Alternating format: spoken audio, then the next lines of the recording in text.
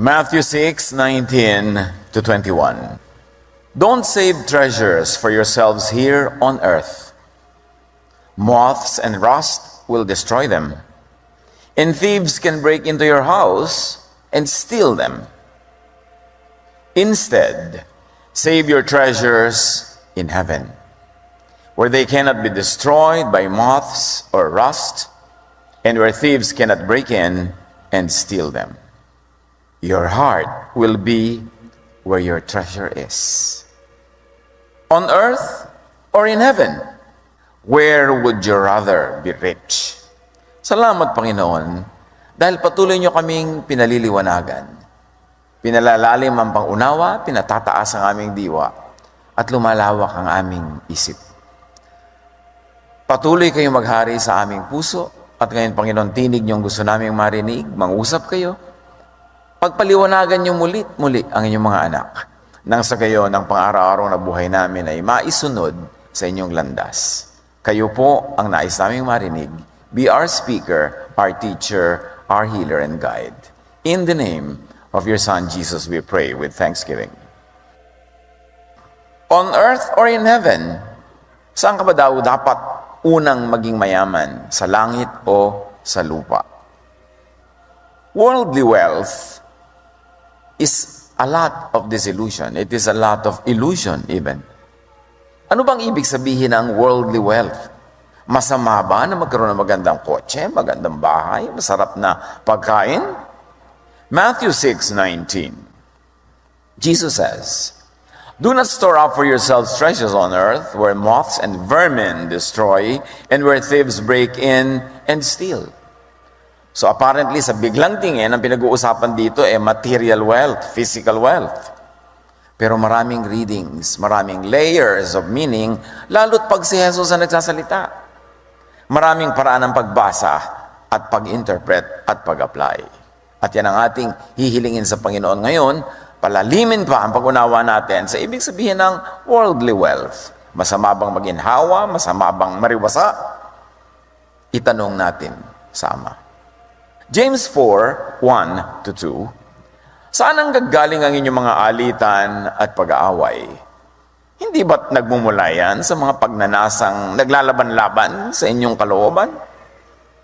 Mayroon kayong ninanasa, kaya pumapatay kayo. Mapa sa inyo lamang yon. Kaya kayo'y nagkakagalit at naglalaban-laban.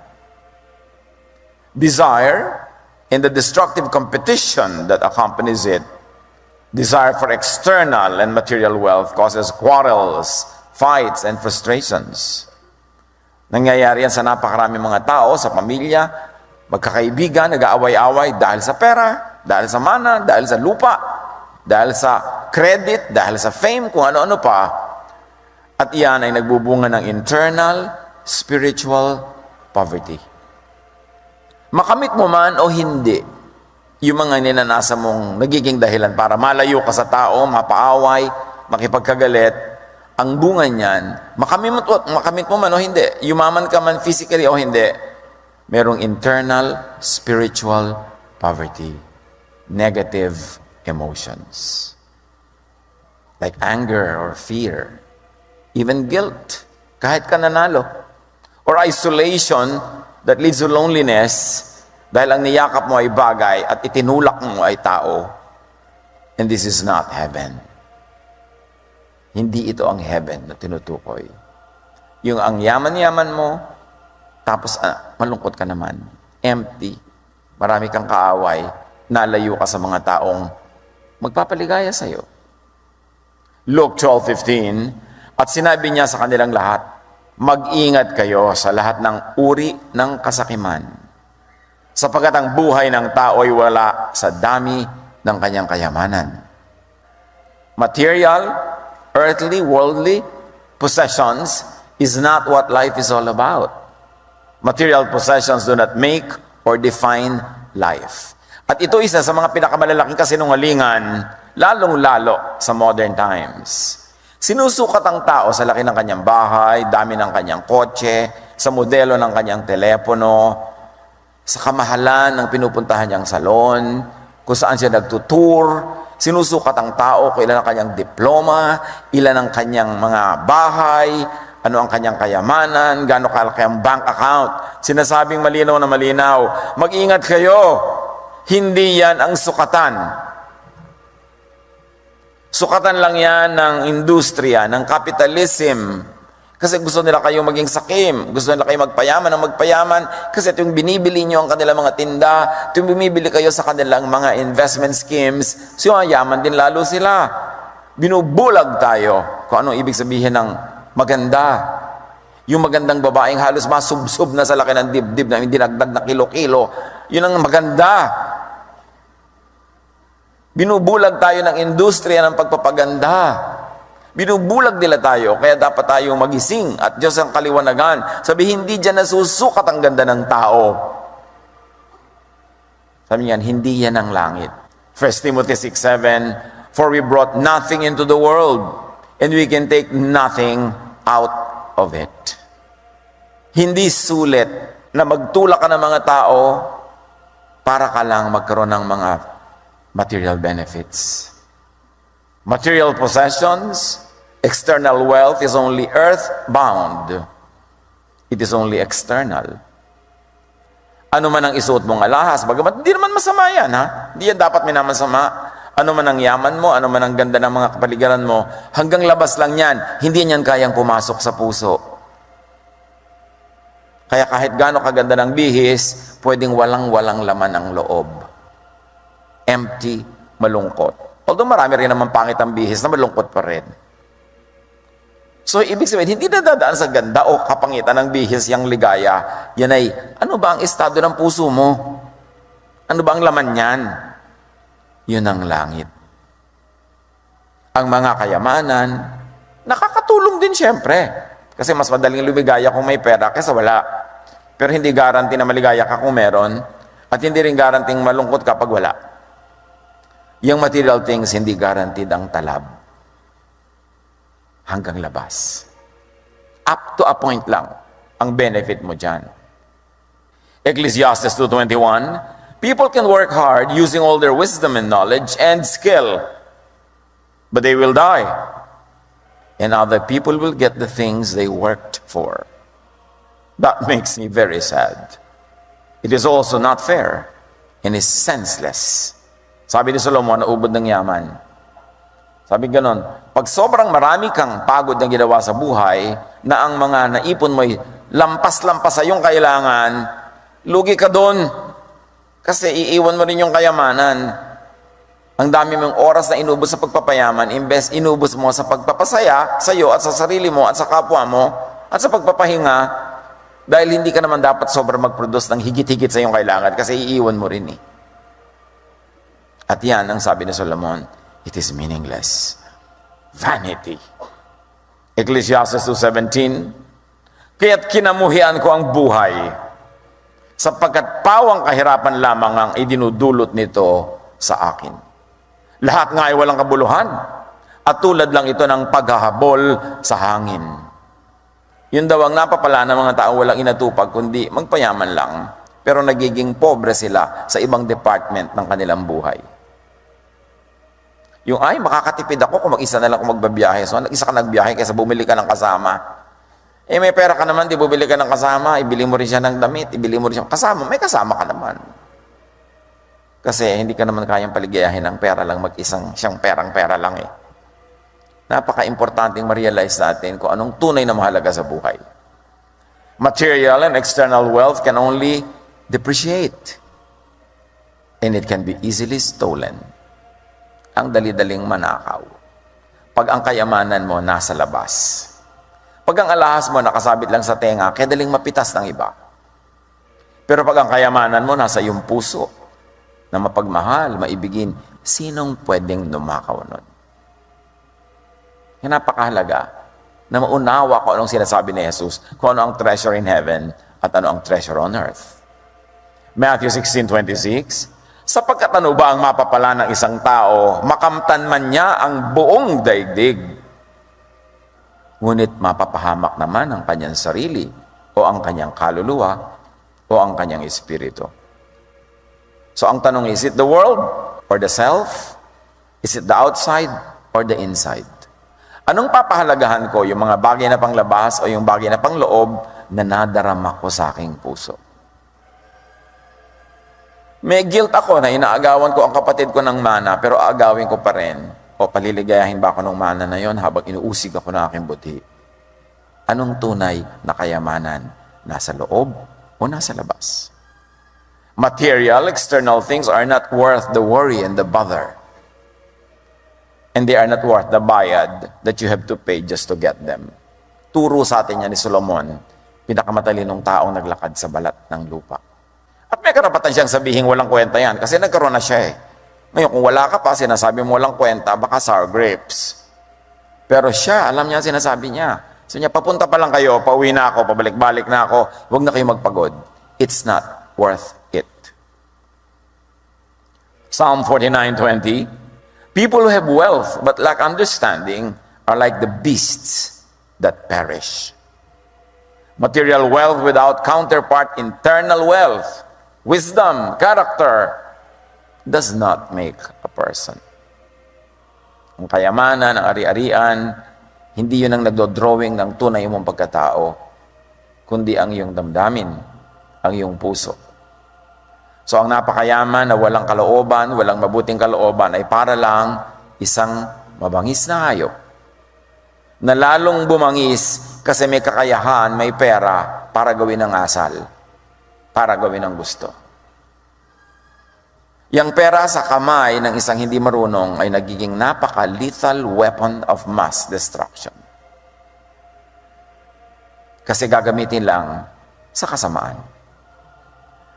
Mark 4:18-19, may mga taong nakikinig ng salita ng Diyos, ngunit dahil sa pagkasilaw sa salapi o kaya pagkahumaling sa ibang mga bagay, ang salita ay nawawala ng puwang sa kanyang puso, kaya't hindi ito nakapamumunga.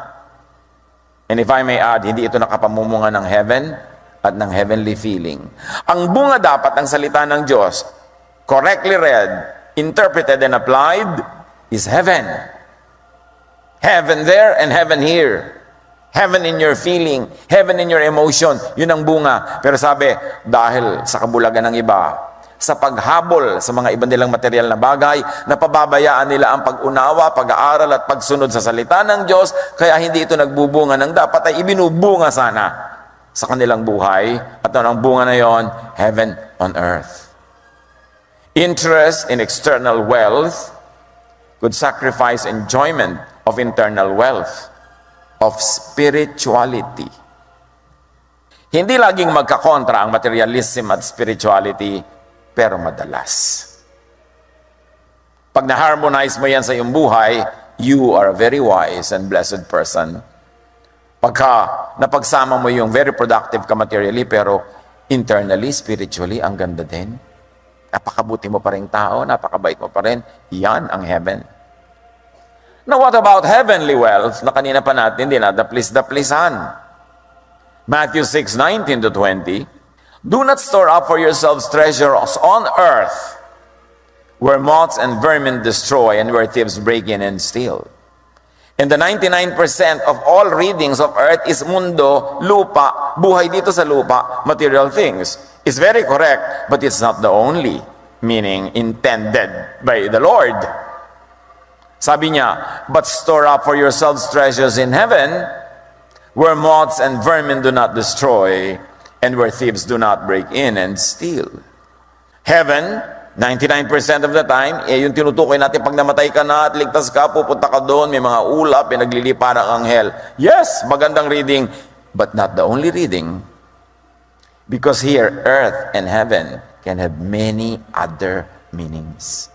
At ganyan ang ganda pag nakikinig ka kay Jesus. Parang kakanina sapin-sapin, parang halo-halo, ang daming layers. 1 Samuel 16:7, the Lord does not look at things man looks at. Man looks at the outward appearance, but the Lord looks at the heart. Again, naglalaro yung dichotomy ng outside-inside. Yung outward at inward. At dito natin sususugin ang malalim na kahulugan ng hell at heaven. Inside, outside. labas, loob. Napakagandang unawain ang kahulugan ng labas at loob.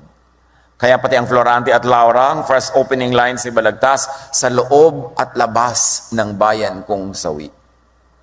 Kasi may kahulugan niyang loob at labas. So atin, may loob. And read that as heaven. May labas. Read that as the world, as the material world. People value what is outward, what is outside the heart. What is worldly and physical, like good looks, like treasure, like status. People value what is on earth and read all of these things at what earth could mean. Not the planet, but that which is outside of your heart, which is in the world outside. But God values what is inward, what is inside the heart, the thoughts, the emotions, the feelings, the heavenly and spiritual. And read this as what could be meant by heaven. Not only up there, but in here. Because God fills heaven and earth. God is everywhere. At nang tinuruan ni Jesus ang kanyang mga disciples to pray, sabi ng mga tao, teach us how to pray. At sabi niya, this is the prayer that you should pray. Meaning, this is the goal that you should work for. This is what you should want. This is what you should accomplish. Our Father, who art in heaven. Sabi niya ganon.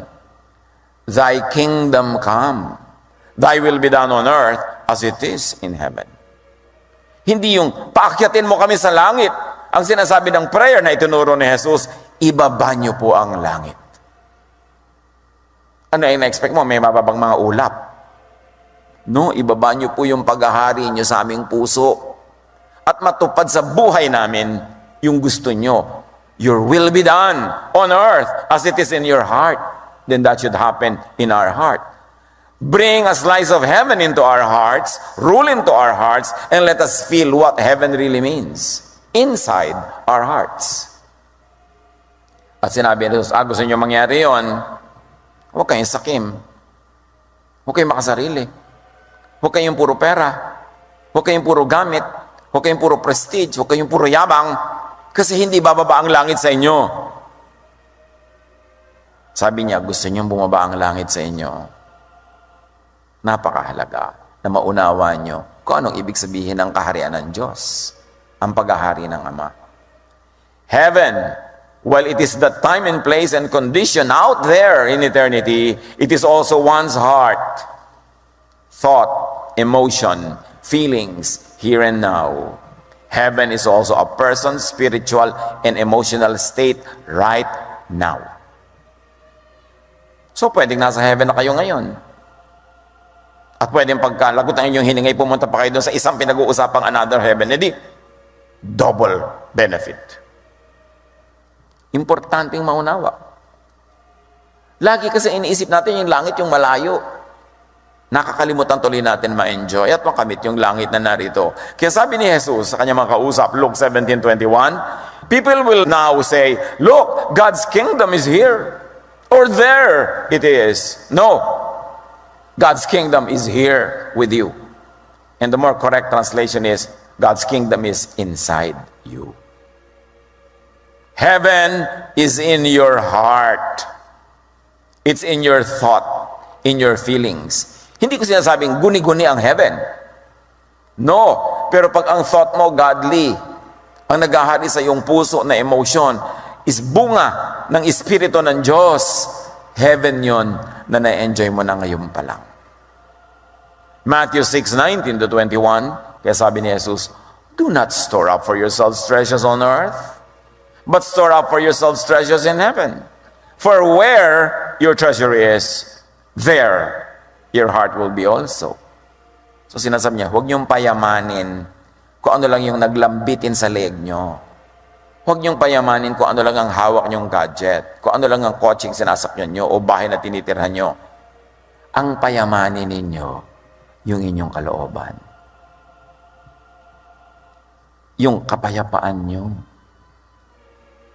Unahin ninyo kung anong nagbibigay sa inyo ng spiritual joy. Do not be rich outwardly, but inwardly. They are not always opposed. May mga tao na pabalance yan, pero mahirap i-balance. At kung kailangan mong pumili ng isa lang, huwag kang malito. Piliin mo heaven in you rather than the world outside of you. Do not be rich in the material world outside your heart, but in the spiritual world inside you, in your heart. Do not be rich only with worldly things, but with godly thoughts and emotions. The kingdom of God within is the reign of God and godly feelings in the heart. And to gather treasures in heaven, ang usual interpretation dito, yung gather for yourselves treasures in heaven, is magsakripisyo ka, magtiis ka to earn reward points for later. Yan ang manipulative use ng religion sa teaching na ito. Ihulog mo lahat sa bulslo, i-donate mo lahat, magdusa ka, ibigay mo ang lahat-lahat, and you are gathering for yourselves treasures in heaven. Pang-uto lang yon. Pero pag nagbibigay ka talaga out of love, the treasure and the heaven is in your heart. Because according to studies, and this is proven by many scientific studies, ang taong mapagbigay, basta taos-puso, totoo sa loob, meron siyang ligaya na natatamasa na hindi alam ng hindi mapagbigay. Yun ang heaven mo. Na pag mapagbigay ka, totoo. Hindi lang dahil nag-i-invest ka para tumubo, hindi lang dahil magmamagaling ka para sumikat, taos sa puso, merong gantimpala na ibinibigay ang Diyos. At ito ay napaka-positive emotion known only to real, honest, sincere givers. At according to many studies, ang ganitong feeling nakakapagpababa ng presyon, nakakababa ng mga palpitations, nakakapagpalusog, nakakapagbigay ng himbing sa tulog, nagpapataas ng immune system, nagpapaganda ng pakiramdam. Heaven yon. Sa mga hindi makatulog, sa mga inuusig ng budhi, sa mga tinatakot ng kung ano-ano mga jablong, kinukot-kot ang loob ng utak nila, maa-appreciate nyo ang ibig sabihin ng heaven na yon. Yung kapayapaan, katahimikan, pagtitiwala, that is heaven. To gather treasures in heaven is to gather spiritual and emotional bliss in the heart. Hindi yung sobra ka magsakripisyo to the point of killing yourself para ibigay mo lahat sa relihiyon. Manipulative interpretation and application. To gather treasures in heaven is to be peaceful, joyful, restful. To be loving and kind and good and gentle. To be giving from the heart. Yun talaga nagbibigay ka ng taos-puso. Hindi masama yung magbigay. Ang masama lang, minamanipulate ng iba yung ideya ng pagbibigay para makinabang yung binibigyan, magdusa yung nagbibigay, at inuuto ng mga pangakong points in eternity. Hindi na magado ng Diyos. O para matuwa ako sa in eternity, magpagutom ka sa sarili mo ngayon, ihulog mo sa buslo ang pang-lunch mo. Hindi ganun ng Diyos. Tiisin mo ang iyong mga ligaya, talikuran mo yung mga pag-ibig, sumunod ka sa akin, tumapa ka sa mga tinik. Mga pang-utoyan ng relihiyon para mag-exploit ng mga workers. God wants you well, God wants you happy, God wants you loved and loving. Hindi ka nang gusto ninyo sa sobrang magsakripisyo. Kaya nga si Jesus na ang umako ng lahat ng sakripisyo. Bagamat ang tunay na pagmamahal sa kapwa, paglilingkod sa Diyos, kung minsan ay may kakambal ding sakripisyo talaga. Pero dahil kakambal lang yun, kaya mo ginagawa. Hindi mo sinasadyang magsakripisyo, maghugawit sa sarili, lumuhod sa pako, para magka-points. Nagkaiba yun. Although, sa biglang tingin, parang pareho lang. Laging, ano ang intensyon ng iyong puso? Studies show that givers go to heaven. And that heaven is the emotional dividend, the emotional fruit of heartfelt giving. Kaya si Jesus, di ba, lagi siya nagtuturo to give, not to exploit people. Kasi alam niya that it is in giving that people will have access to that treasure in heaven, will have that path to that heavenly feeling that God had intended for givers to enjoy. Matthew 25, 34 to 36. Kitang-kita dito yun eh. Nung sinabi ni Jesus kung paano gagantimpalaan ng mga tao, then the king will say to those on his right, "Come, you who are blessed by my Father. Take your inheritance." So, ibig sabihin, nakahanda na talaga yon. The kingdom prepared for you since the creation of the world. What many people call heaven. Sabi ni Jesus, take the kingdom prepared for you since the creation of the world.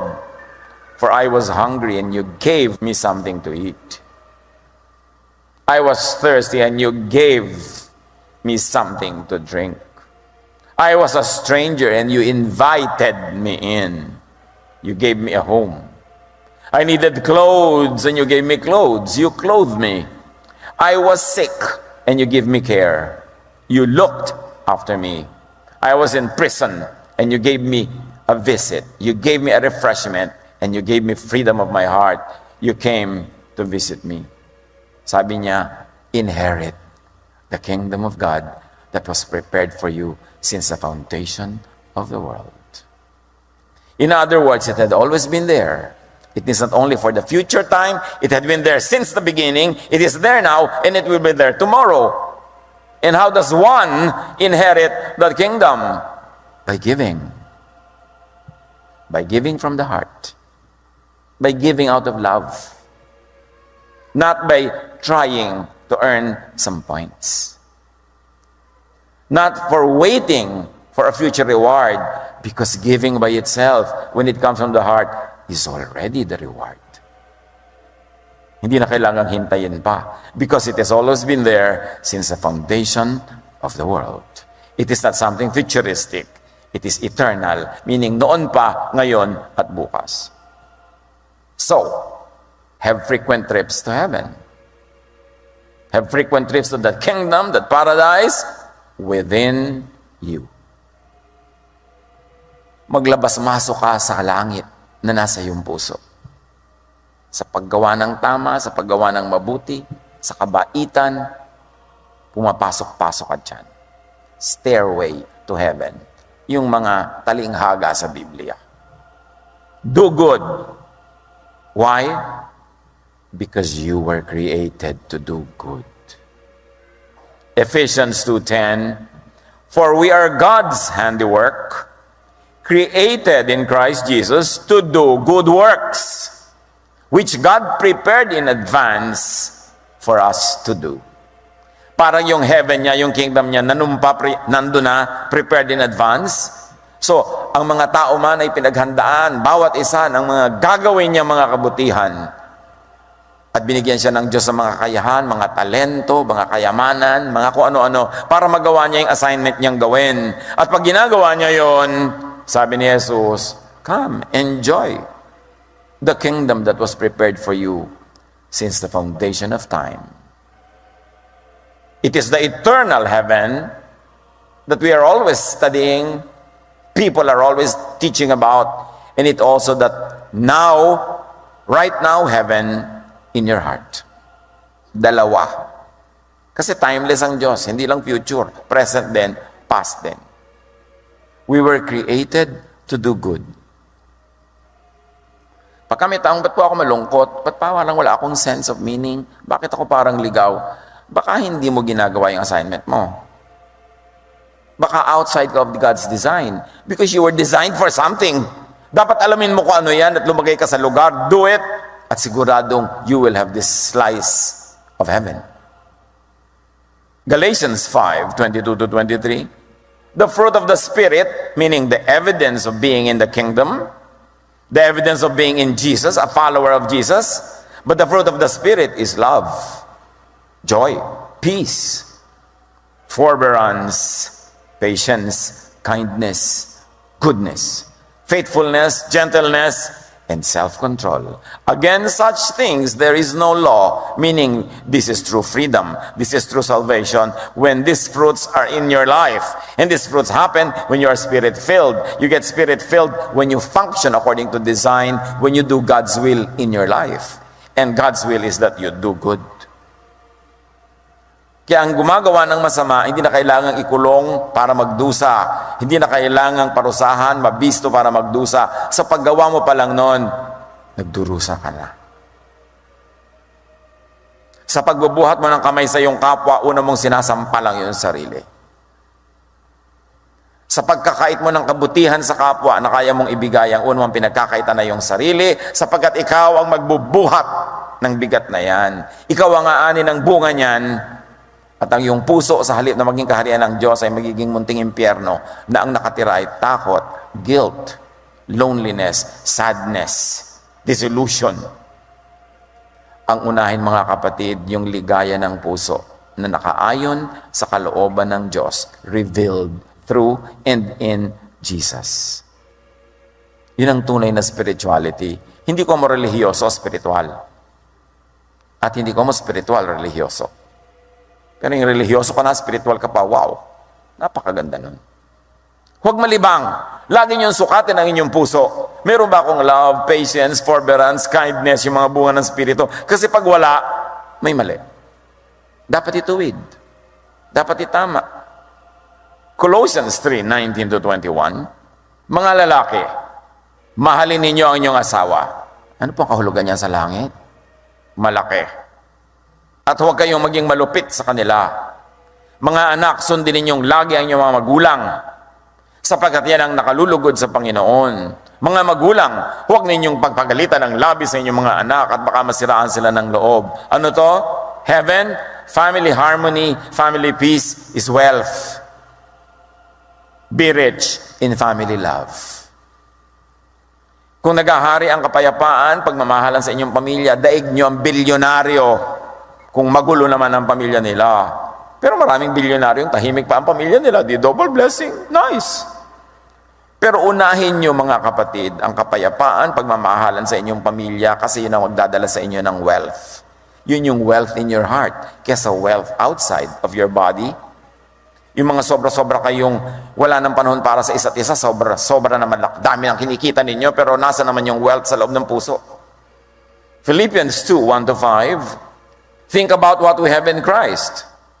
The encouragement He has brought us, the comfort of His love, our sharing in His Spirit, and the mercy and kindness He has shown us. If we enjoy these blessings, then agree with each other and show your love for each other. Kung gusto niyo yung ganyang mga blessing, magkasundo-sundo kayo. Be united in your goals and in the way you think.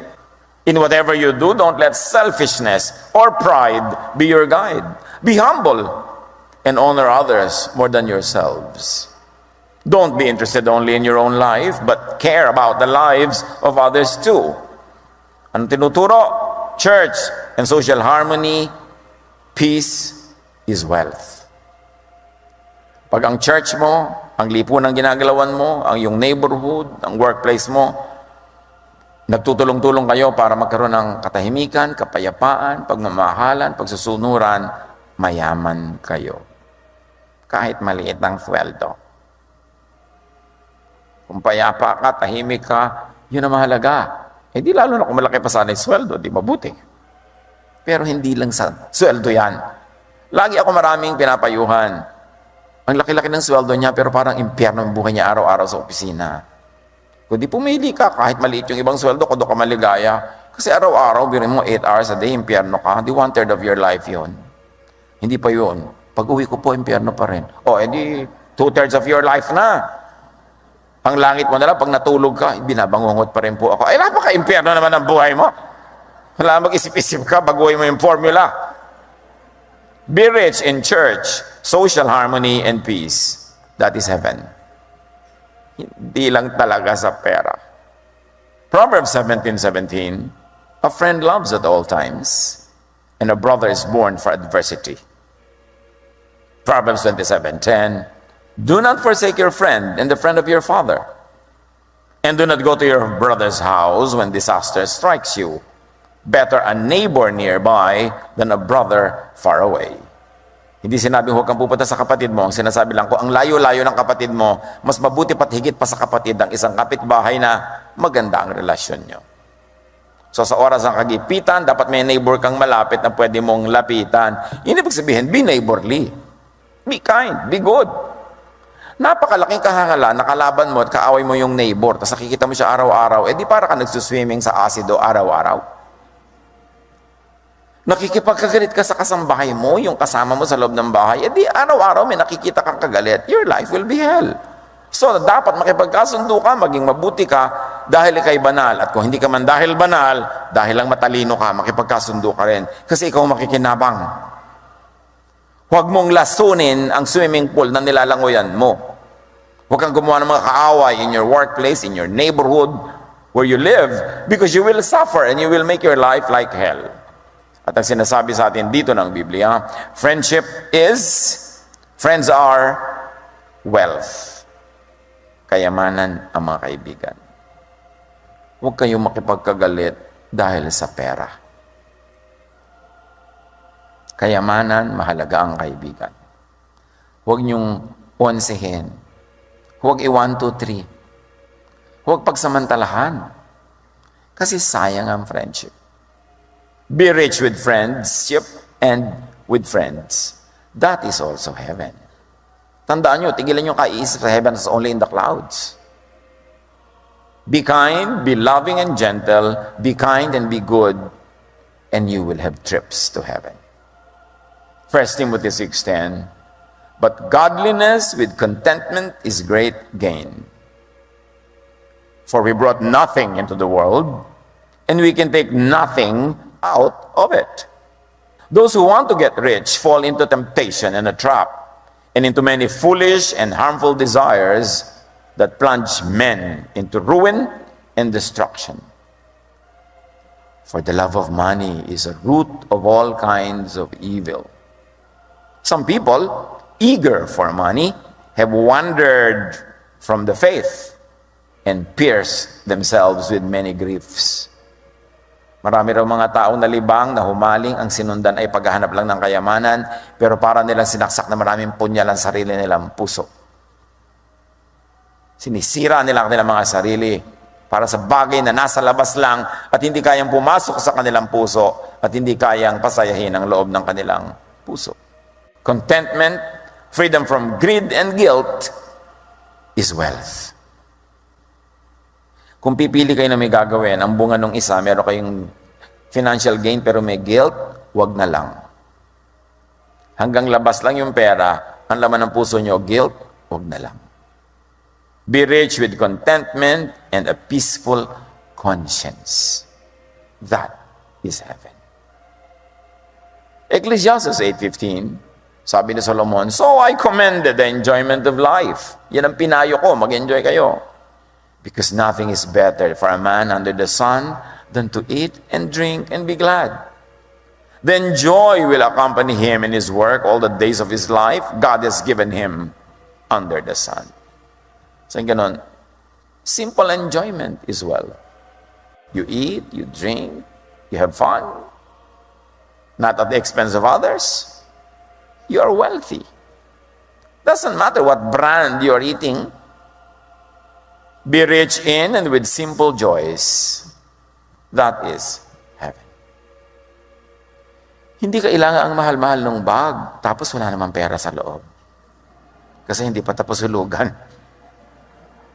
Di bali ng mga paper bag lang dyan, tapos ang dami pa lang, paldo-paldo yung kasa loob.